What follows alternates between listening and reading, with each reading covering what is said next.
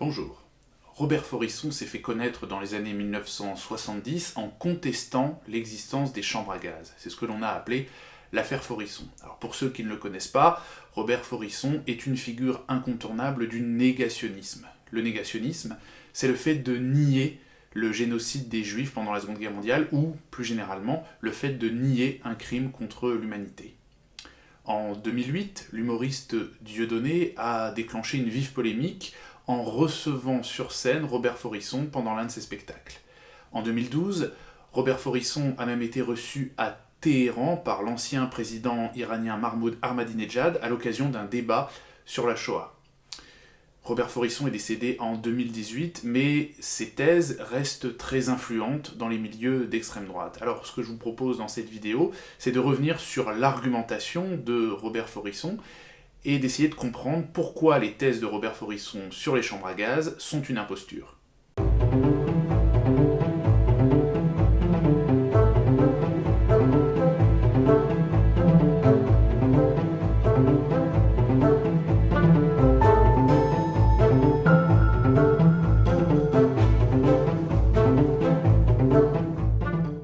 Le génocide des Juifs est l'un des crimes de masse les mieux documentés. C'est aussi l'un des plus abondamment étudiés par les historiens.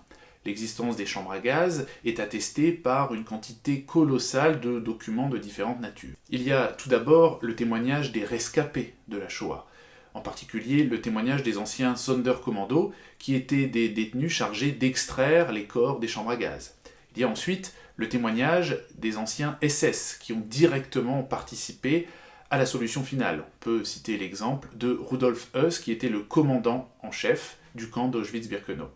Et puis, il y a tout un tas de documents d'archives, des plans, des photographies, divers documents administratifs. En outre, il est important de rappeler qu'aucun dirigeant nazi n'a jamais contesté l'existence des chambres à gaz.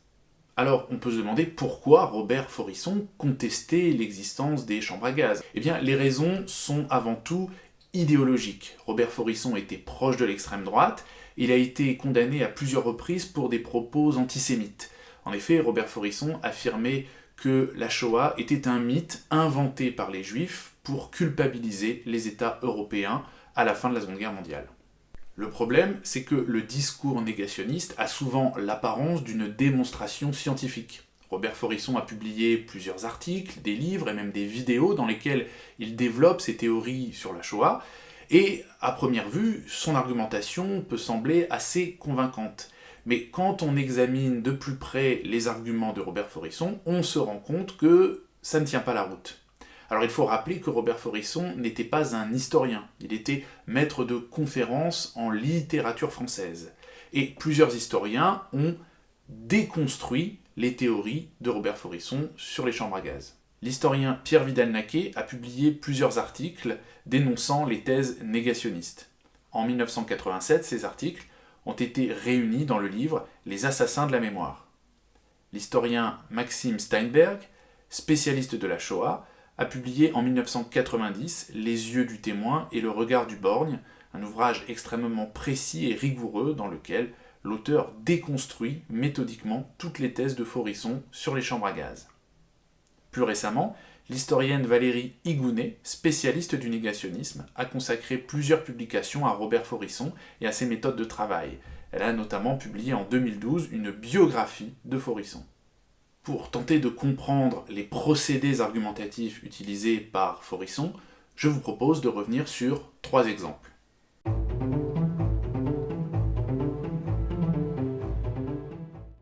Martin Brossat est un historien allemand. C'est un grand spécialiste du nazisme. Il a aussi dirigé l'Institut d'histoire contemporaine de Munich. Robert Forisson cite cet historien à plusieurs reprises.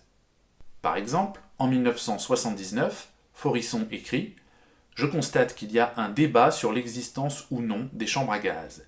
Ce débat s'est en quelque sorte ouvert en 1960 quand le docteur Martin Brossat a dû faire une énorme concession. Il lui a fallu admettre qu'en dépit d'une prétendue surabondance de preuves, il n'avait pourtant jamais existé une seule chambre à gaz dans tous les camps de concentration de l'Ancien Reich. » On voit ici que Robert Forisson s'appuie sur les propos de l'historien Martin Brossat pour faire croire qu'il existe un débat entre les historiens sur l'existence des chambres à gaz. Le procédé est plutôt habile, puisque Robert Faurisson utilise un grand historien comme caution scientifique. Le problème, c'est que les propos de Martine Brossat ont été déformés par Faurisson. Le document sur lequel s'appuie Faurisson est une lettre de Martine Brossat parue en 1960 dans le journal Die Zeit. La lettre s'intitule « Aucune chambre à gaz à Dachau ». Dans ce texte, Martine Brossat explique que les gazages massifs n'ont pas été pratiqués en Allemagne, mais en Pologne. L'auteur écrit « L'extermination de masse des Juifs par gazage eut lieu uniquement en de rares points choisis à cet effet et pourvus d'installations techniques adéquates, avant tout en territoire polonais occupé, mais nulle part dans l'Ancien Reich. » Alors, il faut rappeler que les nazis ont créé deux types de camps. Il y a tout d'abord les camps de concentration, qui étaient des camps de travail et qui étaient principalement situés en Allemagne. On peut citer par exemple les camps de Dachau ou de Buchenwald. Et puis, il y avait les camps d'extermination, également appelés centres de mise à mort. Ces camps étaient destinés au gazage massif des Juifs et se trouvaient en Pologne. Le plus connu est le camp d'Auschwitz-Birkenau, mais on peut citer également Treblinka ou Sobibor. Dans sa lettre de 1960, l'historien Martine Brossat explique que les gazages massifs ont été pratiqués uniquement dans les camps d'extermination situés en Pologne. En fait, il y a eu des gazages dans certains camps de concentration, mais il s'agit uniquement de gazages ponctuels qui ne sont pas comparables aux gazages massifs pratiqués dans les camps d'extermination. En résumé, que dit Martine Brossat ? Il dit que les gazages massifs ont été effectués uniquement en Pologne, et il dit qu'aucun gazage massif n'a été pratiqué dans l'Ancien Reich. Et que dit Faurisson ? Il dit qu'il n'y a jamais eu de chambre à gaz dans l'Ancien Reich, ce qui est factuellement faux. On voit donc que les propos de l'historien Martine Brossat ont été grossièrement déformés par Faurisson.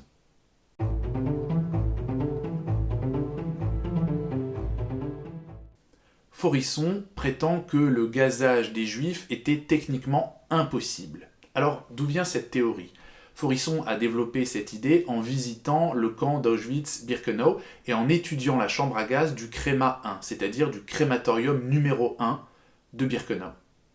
Selon Faurisson, cette pièce ne pouvait pas être une chambre à gaz car elle était munie d'une porte vitrée. Or, cette porte vitrée pouvait être brisée de l'intérieur par les détenus, ce qui ne garantissait pas l'étanchéité de la pièce. Faurisson prétend que cette pièce était en réalité une morgue servant à stocker les cadavres avant leur incinération. Mais l'argument de Faurisson n'est pas recevable. En fait, quand on examine les plans du crématorium numéro 1, on constate que la porte vitrée mentionnée par Faurisson ne faisait pas partie de la chambre à gaz. Cette porte communiquait avec une salle de lavage qui était adjacente à la chambre à gaz. Le mur séparant la chambre à gaz et la salle de lavage n'est plus visible aujourd'hui, mais il est bien présent sur le plan d'origine. Alors, il faut rappeler que l'agencement du crématorium numéro 1 a été modifié à plusieurs reprises. En 1944, les Allemands ont transformé ce crématorium en abri anti-aérien. Ils ont ajouté des cloisons à l'intérieur de l'ancienne chambre à gaz pour la diviser en plusieurs pièces. Après la guerre, les autorités polonaises ont abattu les cloisons de 1944 pour redonner au bâtiment sa physionomie d'origine. Mais dans la précipitation, les Polonais ont abattu une cloison en trop. La cloison séparant la chambre à gaz et la salle de lavage existait avant 1944, mais elle a été abattue par erreur après la guerre. Et cela, Faurisson ne pouvait pas l'ignorer puisqu'il a lui-même consulté les plans du crématorium.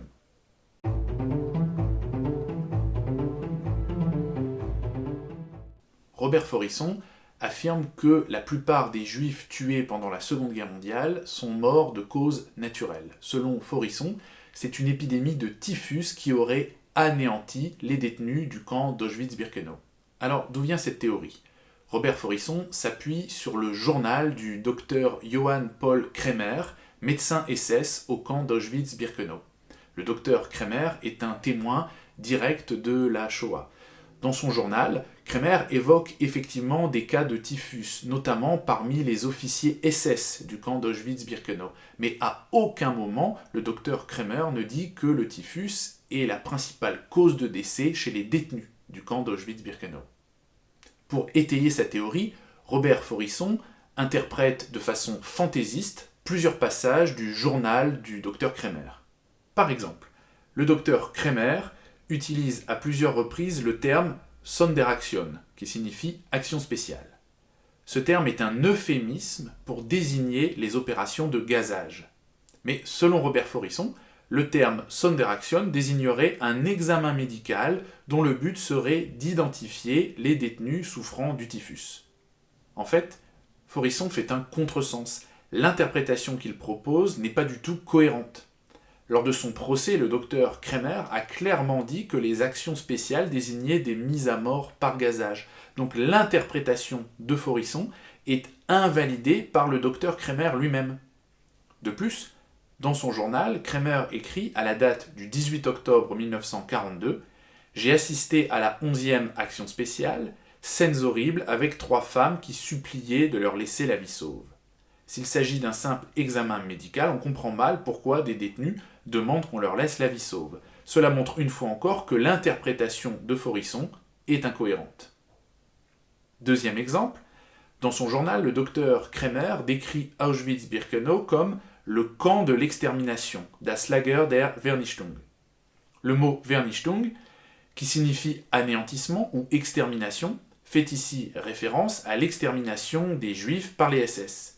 Mais Robert Faurisson prétend que ce mot fait allusion aux ravages causés par le typhus. Là encore, il s'agit bien évidemment d'un contresens car il n'y a aucune référence au typhus dans le passage en question. Quand on lit attentivement le journal du docteur Kremer, on comprend que le terme Vernichtung ne fait pas du tout référence au typhus. Ce terme a été sorti de son contexte et interprété de façon fantaisiste par Faurisson. Donc Robert Faurisson accumule les contresens. Il a tendance à voir partout des allusions au typhus, même dans des passages qui ne parlent pas du tout du typhus. En fait, Faurisson utilise un procédé bien connu qui est celui de la citation hors contexte. Il cite des passages qui sont sortis de leur contexte et qui sont interprétés de façon erronée.